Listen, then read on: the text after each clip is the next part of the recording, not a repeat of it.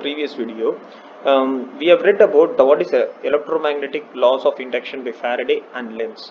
Now we will see how these can be used in a passive element such as inductor. So what is an inductor? Let's say if a time varying current, like an alternative current flowing through a coil, okay, there is an EMF induced in it. Okay, the induced EMF across the coil, okay, is directly proportional to the rate of change of current with respect to time. Okay, due to this property of inducing EMF, all types of electrical coil is referred to as an inductor. An inductor is an energy storage device which mainly stores magnetic energy in the form of magnetic field. Okay, it stores the energy in the form of magnetic field. Okay, so that is an inductor. Just like a capacitor which stores electrical energy, it stores the energy in the form of magnetic field. Okay, so an inductor, so to put it very clearly and to have a mathematical formulation, what we can say is an induced EMF across the coil. So how this coil is getting induced EMF? Because of an time varying current. Because of a time varying current, there is an EMF induced in it. Okay, and how can you formulate it? So the time varying current produces an EMF V, and V is directly proportional to the changing time varying, so di by dt. Okay, time varying current. So L is the proportionality constant that exists between V and time varying change in the current.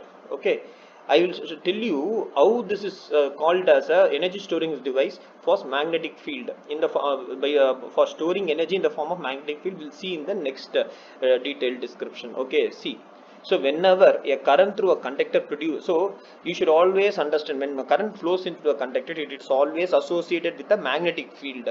So current through a conductor produces a magnetic field surrounding it. Okay, so these are the flux lines. So I told you know that there is a magnetic lines of force, or they are called flux lines. The strength of this field depends upon the value of the current passing through the conductor. The direction of the magnetic field is found by Fleming's right hand rule that we saw in the previous video. I told that I will say something called a Fleming's right hand rule. So this is Fleming's right hand rule. Okay, the current will be flowing perpendicular on the conductor, and the magnetic flux lines will be perpendicular along the thumb, while the magnetic flux lines will be around the conductor. Okay, so direction of the magnetic field is found using right hand grip rule, which is shown that the flux pattern for the magnetic field would be the number of concentric circle perpendicular to the direction of the current. Okay, now we wound the conductor in the form of a coil. It can be assumed that there will be a concentric circular flux lines for each turn of the coil, but this is not possible practically, as if the concentric circular flux lines for each turn exist, there will be intersection of each other. However, since lines of the flux cannot intersect, the flux lines for an individual turn will distort to form a complex flux loops around the coil. This flux pattern of a current coil is similar to a flux pattern of a Bohr magnet. Okay, so here you have a single coil. So you have a single coil, so because of which you have a simple magnetic flux lines. But if you have a solenoid or a if you have a solenoid, each there will be each turns, right? So each turn is considered as a coil. So each coil will produce some flux lines like this. So those flux lines get intersected with the adjacent turns in the coil. So each turn in the coil produce each flux lines. Each flux lines gets intersected, they intersect into a complex form to produce a complex flux lines. Okay, that you should remember. And they are something like this, if you see. So they each turn is a coil. Each coil will have a flux pattern, and each flux pattern will intersect and produce a complex pattern, something like this.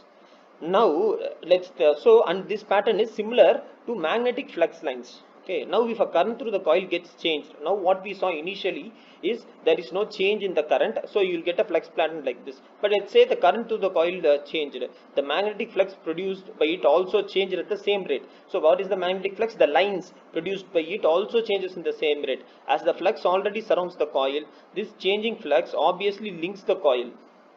Okay, so what happens is the current changes, so flux lines changes.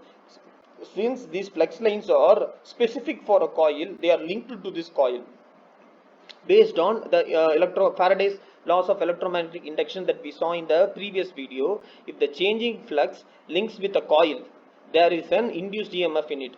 As per Lenz's law, this induced EMF opposes the cause producing it, okay, with a force, that is Lenz's force. Hence the induced EMF